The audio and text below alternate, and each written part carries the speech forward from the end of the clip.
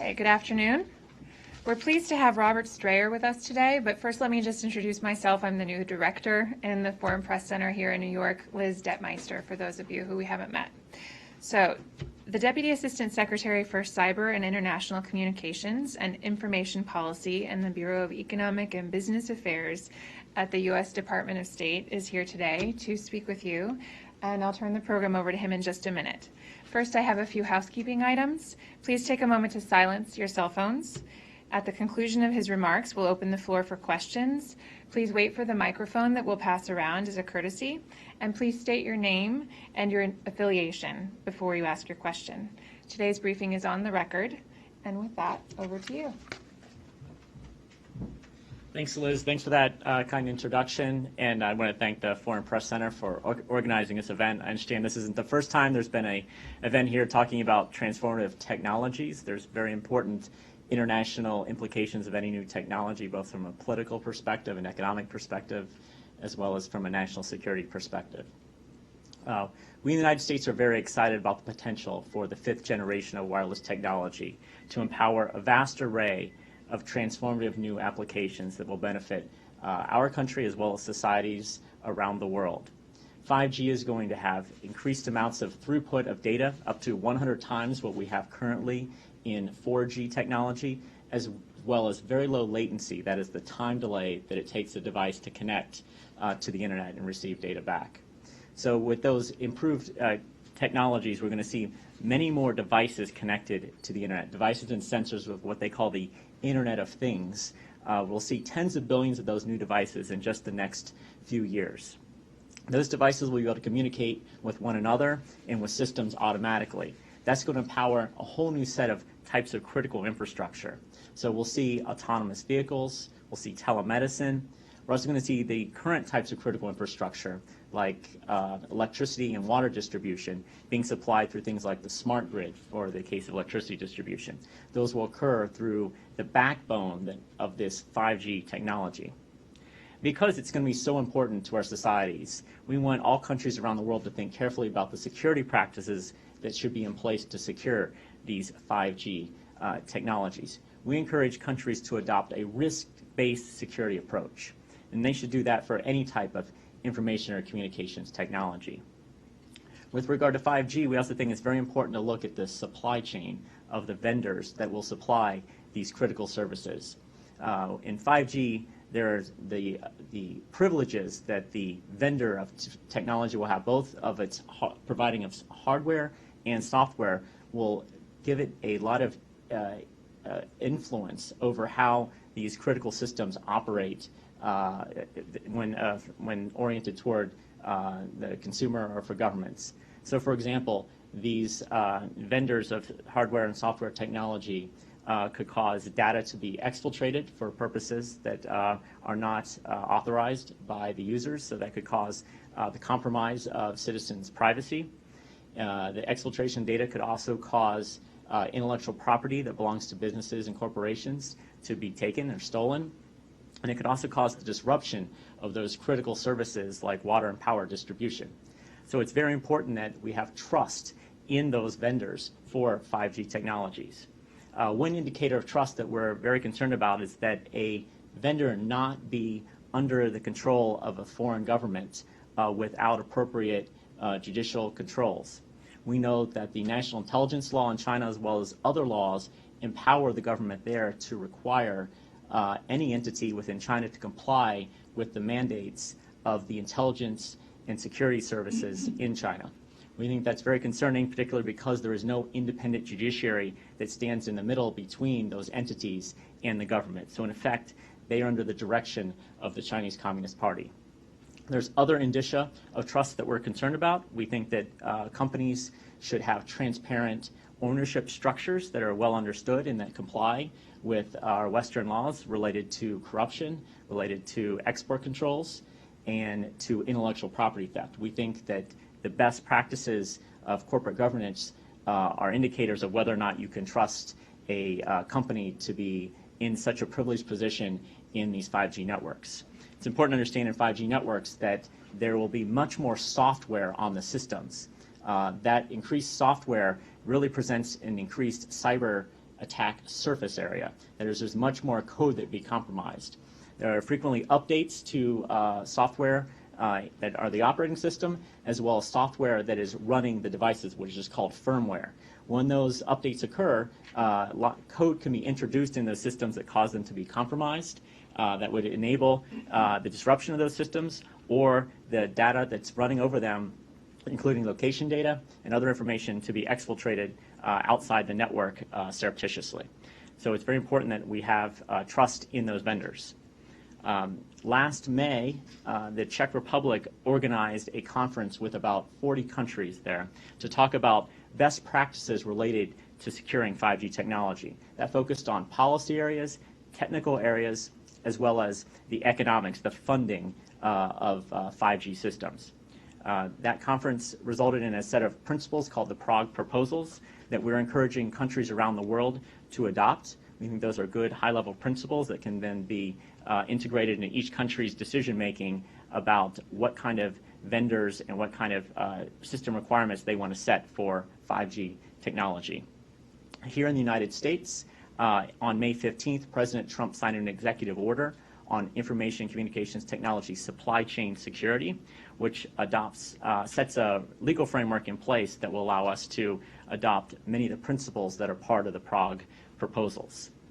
We've also noted that as of last March, the European Union Commission also set out a security framework for 5G. It includes a principle that says that an evaluation should occur of the ability of a third country to influence the vendor of 5G, a 5G equipment supplier. So we think that's a very important criteria to have in place.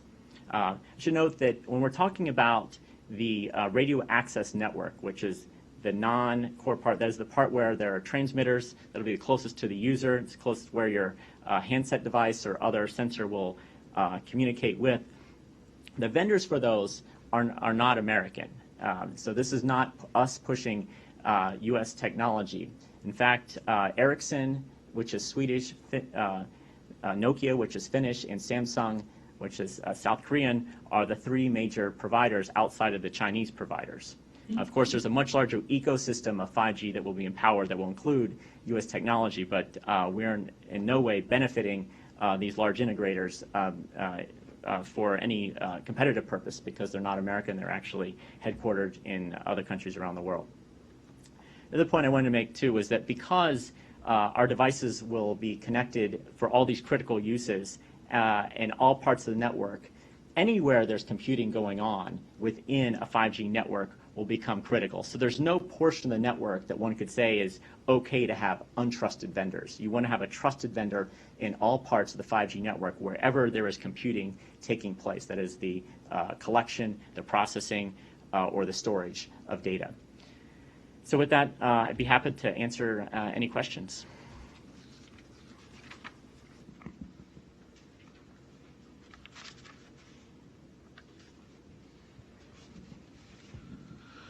Okay, my name is Harrison. I report for the News Agency of Nigeria. Why is the United States government so wary of China? So, never heard the question. We need to repeat it. So, we're in our efforts here, our diplomatic efforts here, we're sharing our views about how we see the importance of 5G technology and the importance of securing it and having trusted vendors. It's agnostic as to the country. And we realize that each country, with the information we share with them, is still going to make its own sovereign decision. We encourage them to make the sovereign decision on their own. Every country needs to have its own calculus about the risk that it's willing to accept in these technologies. We, of course, have an interest in working with other governments because we share important government information with them. We have very interconnected economies. If a factory is compromised through autonomous manufacturing that goes down in another country, that can quickly affect the United States and other allies because we don't see that factory providing that part of the supply chain that others have come to rely on. And just, with regard to China, we know that their national intelligence law has that feature of them being able to mandate that vendors like Huawei and ZTE comply with mandates of their intelligence and security services without an independent judicial review. which does cause us serious cause of concern. Almost a follow-up. Hi. Sherman Briceby, South African Broadcasting. I just wanted to read you something that our President Ramaphosa said a few months ago. Quote, "The standoff between China and the United States, where the technology company Huawei is being used as a victim because of its successes, is an example of protectionism that will affect our own telecommunications sector, particularly the effort to roll out the 5G network, causing a setback to other networks as well." How do you respond to criticism like that? Yep. We certainly appreciate the South African president's ability to make decisions that are in the best interest of all South Africans, and in which your nation will do at the end of the day. We would say that as I mentioned earlier, there is no U.S. company that stands to benefit from the diplomatic campaign of sharing our concerns. And in fact, on the point about whether there's a setback for other countries, we don't think there is one. We in the United States are only going to be using 3 trusted vendors, which are Ericsson, Nokia, and Samsung. We actually were the first to start rolling out 5G in major cities. We have over 24 major cities with 5G. Second place was South Korea, and third is likely to be China. So we're seeing the rollout with just those vendors. We think there's no slowdown in our ability to implement 5G by going with those more trusted vendors. Hi, Kaori Yoshida from Nikkei. I had a question about rural America, and some wireless carriers in rural U.S. are able to use equipment or are using equipment from Chinese firms, including those under U.S. sanctions. And are you concerned that these rural areas will experience a delay in the rollout of 5G technology? And what steps are you taking to avoid that from happening? Thanks. Thank you for the question. Our 4 largest wireless carriers in the United States have all committed not to using untrusted vendors in their 5G rollouts.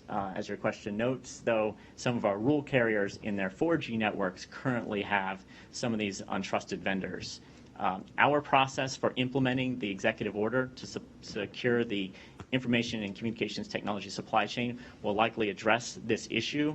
That is on a roughly 5-month implementation period under the executive order, so we haven't yet announced our policy with regard to the rural carriers, but we're going to work closely with them as well as with Congress. There are a number of bills in Congress seeking to address this issue that will, I think, be borne out in the next couple of months. Very good. A question in the back. Hi, this is Carol with WallStreetTV.com. Just wondering, so you mentioned several times only trusted vendor is going to be used, and how this is going through a risk-based approval process. Is there any thought in the future that 5G network is going to be nationalized? No, we're not planning to nationalize our 5G network. We think that competition is important, that we work with the private sector to who knows best how to map out their next generation networks. Hi, Vincenzo Pascale, Messaggero Sant'Antonio, Italy. We know that most of the cyber attack come from Eastern Europe and Russia, and why do you have a main focus on China with 5G and not with Eastern Europe and Russia? Thank you for the question. We are sensitive to the fact that we all need to improve the cybersecurity of all parts of the information communications technology ecosystem, whether that's 5G networks, telecom networks, or the computers that we're using every day for all kinds of other work, and all the databases that retain massive amounts of data. We need to improve the cybersecurity of all those.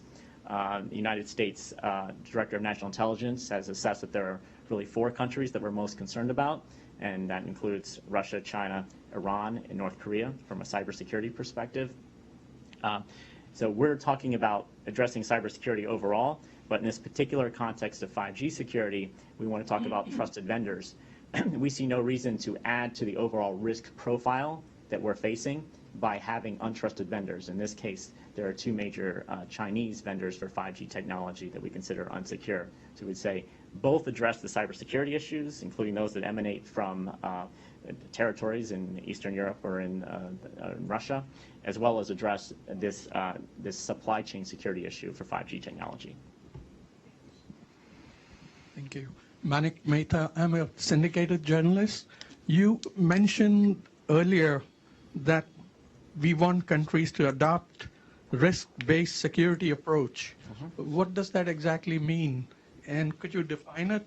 Also, would you like to highlight, or not highlight, but at least update if you're putting any extra measures in place to avoid a repetition of the security lapses we saw in the last election?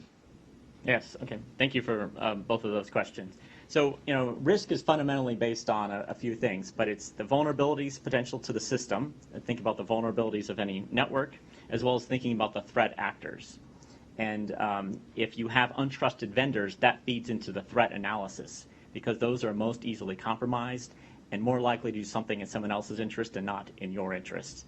So we think that trusted vendors feeds directly into a threat model that should give anyone serious cause for concern when they're doing the overall risk analysis. There are a number of measures that wireless operators will put in place to help secure the vulnerabilities. But as I mentioned earlier, when you have a system where there is software that can be updated overnight, almost instantaneously, there's no way to review all the source code, all the lines of software that go into that could compromise the entire network. So that allows a malicious threat actor to infiltrate the network and cause disruption or the exfiltration of data. We know, for example, that for years, China Telecom, one of the carriers there, has caused the routing of internet traffic to not go through its normal mechanism, but to then be routed through China instead of its normal conduits through the internet. The United States and 14 other governments last December attributed one of the largest instances of industrial espionage in modern history to the Chinese Ministry of State Security. The Chinese Ministry of State Security, working with a private company there, was able to cause what they call managed service providers or managed cloud providers, which are basically IT systems for major global companies. They caused at least companies in 12 different countries to be compromised, their data to be taken, and some of that data to be shared with commercial enterprises in China. So on your last point about the election security, we've taken a number of steps to improve the security of our elections and to take steps against those who would seek to convene influence operations in the United States using social media platforms. So I can't talk about that necessarily in this context of all the specifics, but we're working very seriously on that. We've also put grants out to our state and local governments to help them secure their election infrastructure.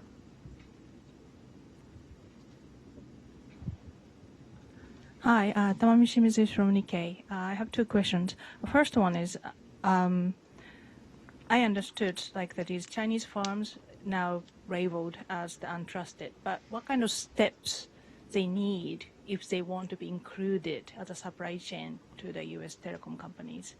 And then second question is, I understood all these four top carriers will not use any of these Chinese suppliers for building the future 5G network, but I understood they need to use the kind of fundamental network already existed, like 4G network, and then I wonder, does any of them have any of these Chinese the parts or the system embedded for the kind of previous generation network? Yeah, thanks for this question. So that partially came up in the earlier question someone asked about the rural carriers. So there are some of our rural carriers in their 4G networks have what we consider untrusted vendors in their networks, and we're going, we've said that we've got concern about any 5G network having untrusted vendors. The bigger question about how a company goes from being untrusted to trusted, I mentioned there's a number of indicia of trust, of ownership structure, of compliance with export control laws, with intellectual property theft, and with anti-corruption practices that are indicia of trusted companies. I would note that there are two pending indictments against Huawei, one related to the theft of intellectual property from T-Mobile, and the other one related to a multi-year campaign to commit bank and wire fraud that deceived banks about the nature of Huawei's subsidiary in Iran that was in violation of U.S.-Iran export control laws. There's been no admission or any attempt by Huawei to remedy that situation. They've just sought to deny it, And so I don't think we're in a position yet to opine on what would make a company trusted.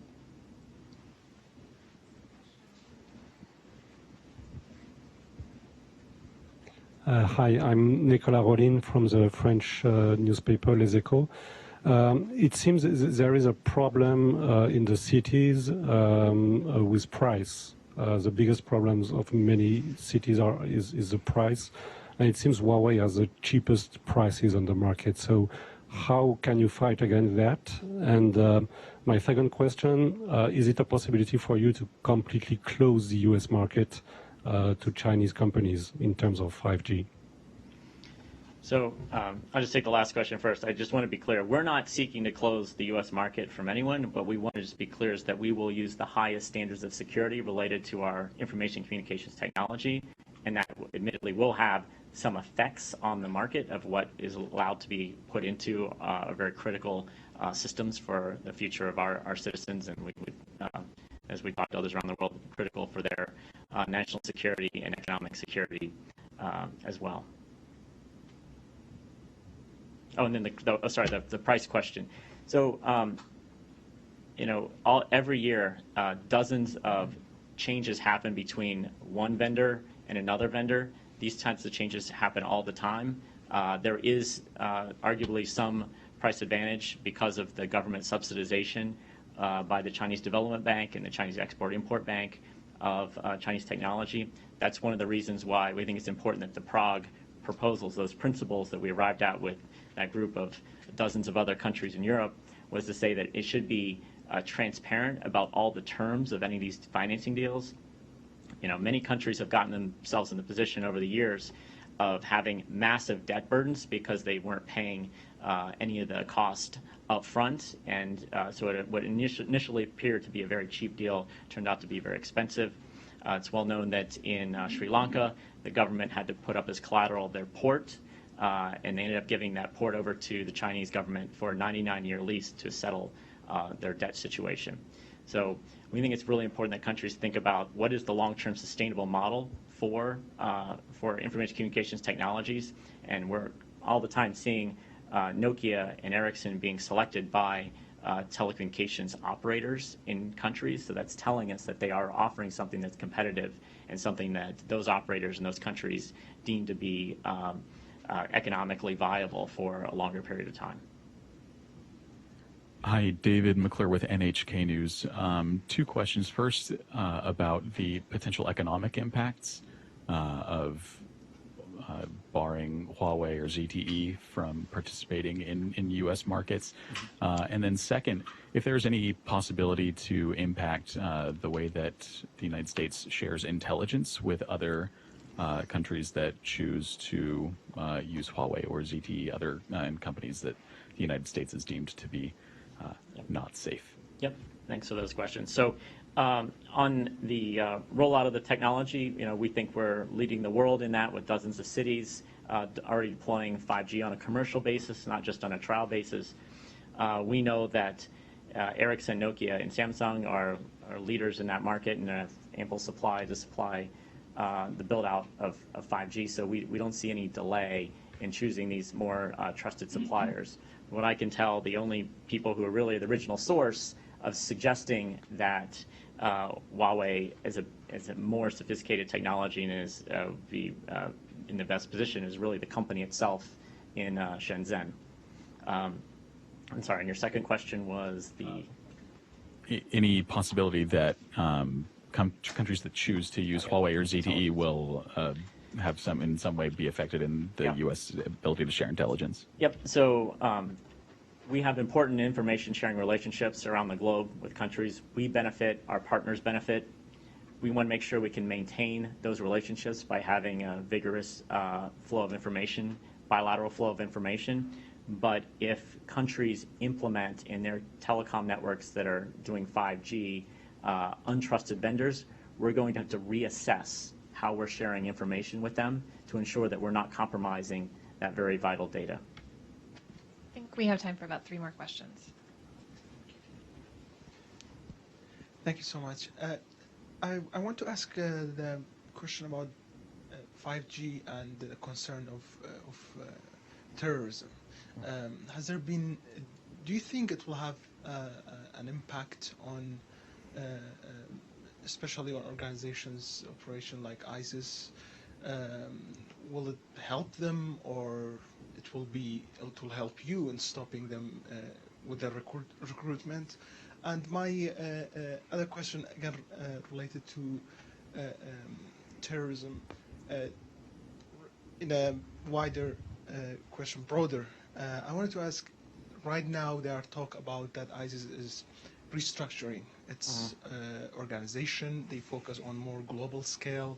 Have you noticed any change of their behavior in terms of their cyber activities, especially in terms of recruitment in Western countries, Europe and United States? Majid Gili, Rouda Media Network. Thanks for the question. Some of that on the counterterrorism approach is a little bit outside my normal lane, but what I can say is that we're very focused on countering violent extremist content online, the way that terrorists can use online activities to gain recruits or to use online platforms to to increase their financing or to communicate, to coordinate a potential attack. So those are things that we're working on with American and global platform companies to ensure that we're addressing the violent extremism that can be online. And we're also addressing those other concerns about how terrorists can use the internet. That's somewhat separate from the underlying infrastructure. There, of course, is anywhere there's more internet connectivity, one needs to ensure that there are appropriate policies in place to address platforms or other communications mechanisms from being misused or abused by potential extremist elements or terrorists. Sophie Ding, Asahi Shimbun. Are you aware of any instances of industrial espionage on the part of China? So the one case that, there have been a long history of industrial espionage by China that led to an agreement between President Xi and President Obama when they signed an agreement in 2015 in the Rose Garden to ensure that there would be no more economic espionage through cyber means. We note that it's continued, and very importantly, last December, the United States and 14 other countries attributed a massive industrial espionage campaign through cyber means to the Ministry of State Security in China.